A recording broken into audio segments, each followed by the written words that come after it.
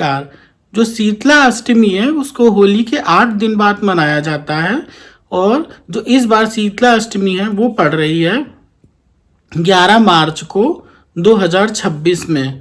जो हमारी शीतला अष्टमी है उसे हम 11 मार्च को मनाएंगे। इसे कई जगहों पर बसौड़ा, कई जगहों पर बूढ़ी बासड़ा के नाम से भी जाना जाता है। शीतला माता जो रोग को हरने वाली हैं, आरोग्य को प्रदान करने वाली तथा हमारे घर में सुख समृद्धि और धन धान्य से उसे परिपूर्ण करने वाली हैं। तो शीतला माता की पूजा विधि के बारे में हम इस वीडियो में जानेंगे और कैसे करनी है उनकी पूजा आदि, ये सब इस वीडियो में हम चर्चा करेंगे। में हम जानेंगे जो पहली बार इस व्रत को रखने जा रहे हैं उन्हें किन सावधानियों का ध्यान रखना चाहिए तथा किन नियमों का पालन करना चाहिए। होली के बाद पड़ने वाले सोमवार या शुक्रवार को हम शीतला अष्टमी मनाते हैं।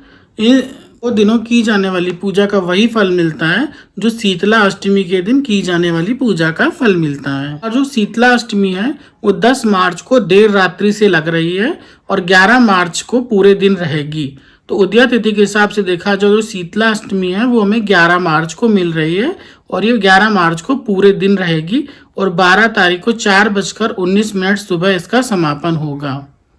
12 मार्च को जल्दी उठ जाएं और स्नान आदि से निवृत्त होकर माता की चौकी लगाएं, उनकी विधिवत पूजा करें।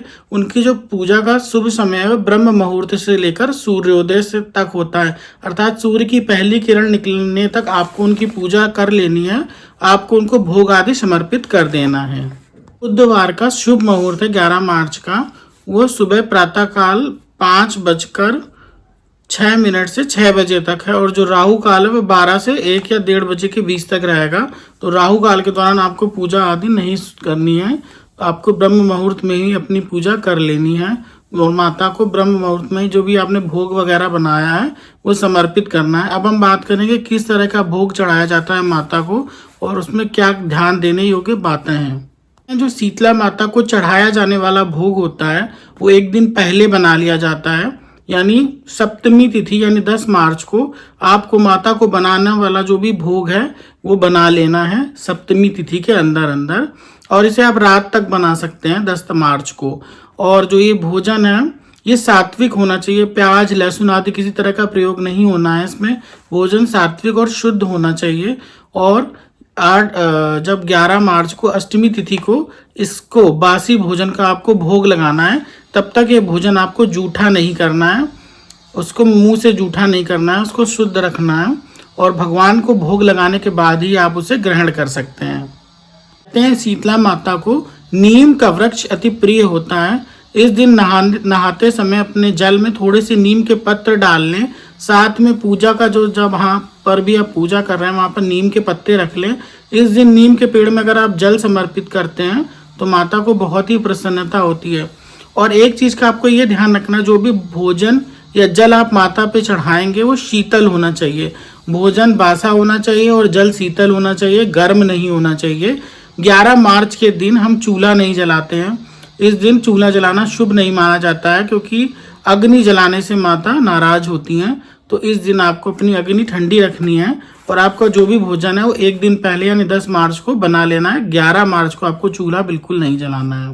पर भी इस दिन माता को गर्म जल बिल्कुल ना अर्पित करें, शीतल और ठंडा जल ही माता को चढ़ाया जाता है। यदि आपके आसपास कोई मंदिर है तो वहाँ अवश्य जाएं, माता को जल अर्पित करें और उसी जल को थोड़ा सा लोटे में बचा लें और घर आकर सबके आंखों में स्पर्श कराएं और स्वयं की आंखों में भी स्पर्श करें। कहते हैं जो माता शीतला है चेचक जैसे भयानक रोगों का शमन करने वाली हैं और हमारे जो ज्वर आदि से जो शरीर जलता है उसमें शीतलता प्रदान करती हैं। अगर कोई व्यक्ति रोगी है जिससे चेचक आदि रोग हैं, अगर मंदिर से लाया हुआ जल उसको स्पर्श कराया जाए तो उसे शीतलता मिलती है और उसके ज्वर और चेचक जैसे रोग में आराम देखने को मिलता है। लेकिन जो महिलाएं होती हैं उन्हें सिलाई कढ़ाई नहीं करनी चाहिए, सुई और धागे का इस्तेमाल करने से आपको बचना चाहिए। शीतला अष्टमी में इस चीज़ का आपको ध्यान देना है। शीतला माता को स्वच्छता की देवी माना जाता है। इनकी जो सवारी है गधा है, इनके जो हाथ में कलश, चूप, झाड़ू और नीम के पत्ते हैं और ये चेचक जैसी भयानक बीमारियों से हमारी रक्षा करने वाली होती हैं। क्यों चढ़ाया जाता है शीतला माता पर बासा भोग, आज हम इसको जानते हैं। बार की बात है, शीतला माता धरती पर ये देखने आई थी कि कौन कौन उनकी पूजा करता है।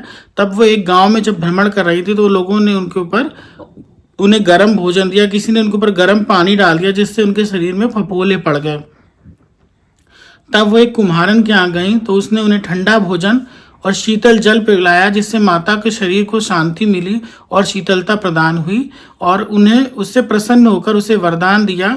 और बाकी जिन लोगों ने उन्हें गर्म भोजन कराया था या उन पर गर्म पानी डाल दिया था, उन सबको दंड मिला और पूरा गांव अग्नि में जलकर भस्म हो गया।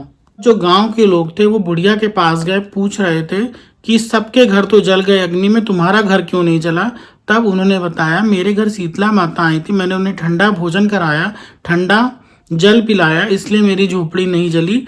तब ही से ये प्रथा बन गई कि जो शीतला अष्टमी होती है उस दिन चूल्हा नहीं जलाया जाता है और बासी और ठंडा भोजन किया जाता है। माँ को ठंडा जल समर्पित किया जाता है, नीम के पत्ते चढ़ाए जाते हैं, जिससे हमारे दुख दरिद्र और रोगों का नाश होता है।